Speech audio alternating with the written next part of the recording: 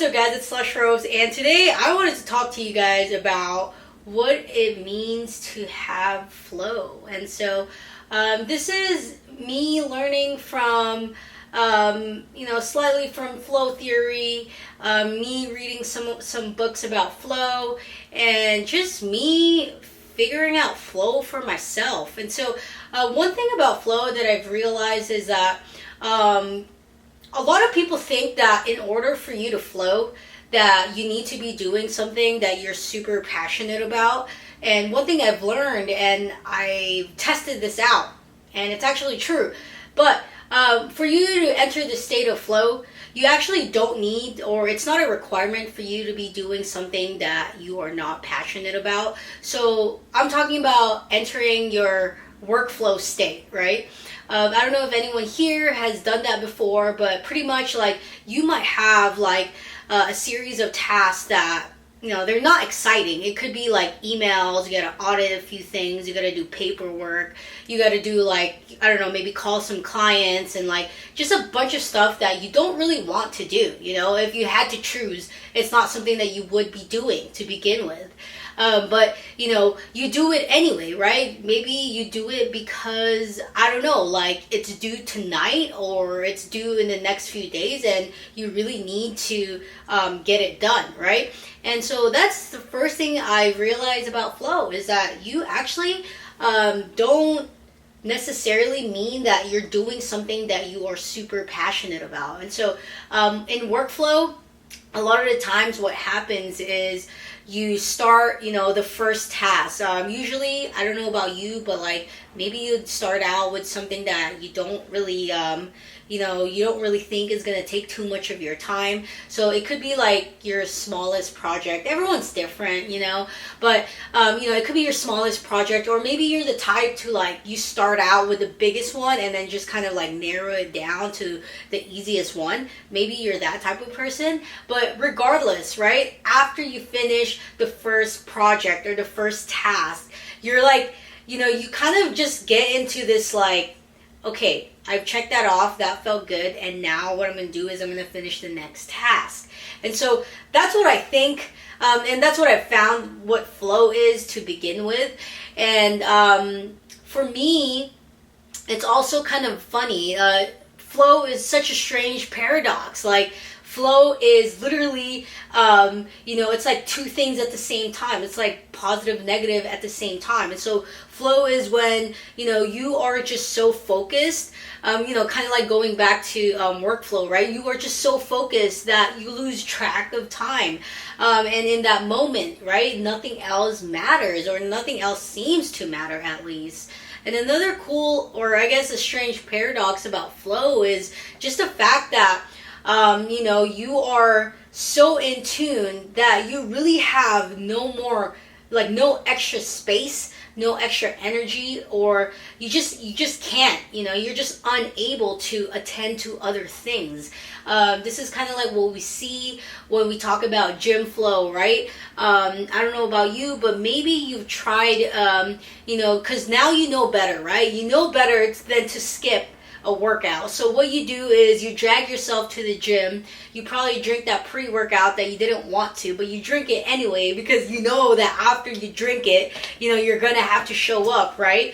So you get there, and next thing you know, it's like 30 minutes turns into 3 hours, and for whatever reason, you've lost track of time, and you just killed every single workout that you didn't want to do to begin with. And that is what you call gym flow. Gym flow is not just showing up with your cute outfit and then like, posting a selfie. I guess that's part of it. If you're looking cute, why not? But like, essentially that's what gym flow is. And so I think it's super cool. But ultimately, I think that, and I know that flow is an experience. And before I even get into it, I did just want to say that flow is not just an experience. Flow is an optimal experience. And this is, this pretty much means that when you are flowing, you are performing at your optimal peak, or like your optimal performance peak. And I can't emphasize that enough. We see this a lot in athletes, or even just like performers, just depending, right? But when they're just killing it, or this is what we like to call being in the zone, that's when the person has entered, their flow state. And I think that it's super cool that we are able to visit this place, regardless if you are passionate about it or not. Another thing about flow that I really like is that, like time stands still, but also at the same time, the concept of time just seems like it's just gone by. And so, again, that's another strange paradox on its own. And, I just kind of think about exactly like what does it mean when we talk about rope flow, or steel mace flow, or kettlebell flow. There's so many types of flow, just like in the unconventional world, and especially just like in fitness in general, right?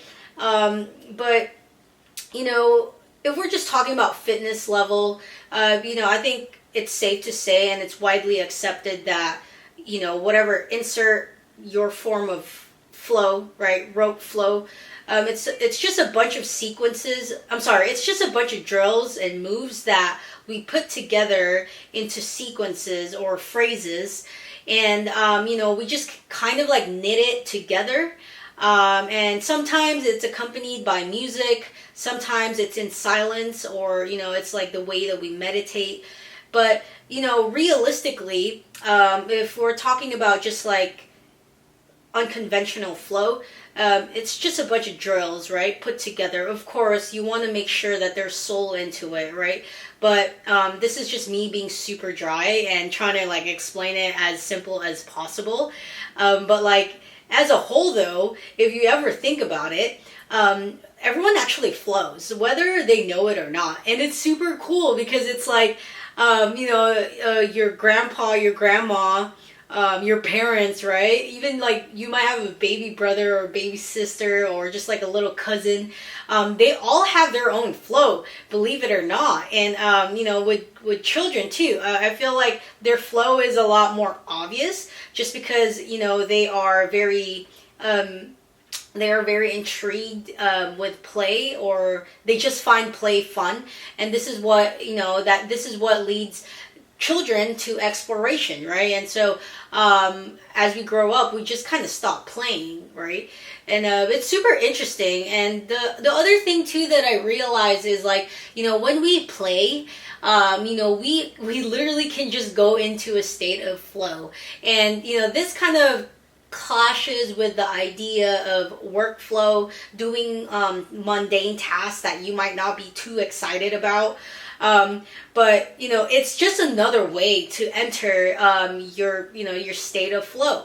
And so I think that being able to recognize little doorways to enter your own flow state is super important. And being able to recognize, or at least know, the things that are required for you to stay in your flow state, right? And so for me, for Slush Ropes, I say a lot of things about like soul flow, and it's taken me over a year to really like put into words like, what does this even mean? And so like for me, like I know in my heart what soul flow is. But as I started out slush flow, it's like I still needed the vocabulary. I still needed the type of reputation where it's like, yes, that makes sense. What you're doing makes sense. What you're saying also connects to it. It's like it's a lot of things, and it takes a lot of time. And so I'm still trying to define what soul flow is. But right now, as of today, soul flow is working it out through movement, expression, and emotions. And I think that is super cool. Like just because soul flow is not just in rope flow, it's not just in steel mace flow, or whatever fitness flow you want to put in there. I truly think that soul flow is it's a mentality. It's like this flow state that you can visit.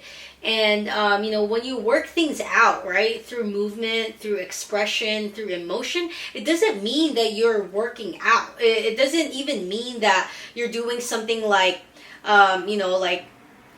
workout related or fitness related. You can literally just like dance, or you can you can do whatever, right, as long as you're working it out.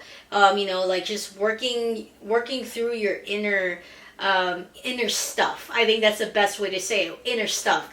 And I've come to the place right now where I'm very comfortable in talking about soul flow and being able to share that, just because I've been able to capture, at least in bare minimum words, what it is that I'm trying to say. And before, it was super hard, it was super vague, and yeah. But anyway, I just want to say thank you guys for listening to a little bit of my slush talks, and I'm hoping to learn more about flow, throughout time. But for now, make sure you guys get up and get it.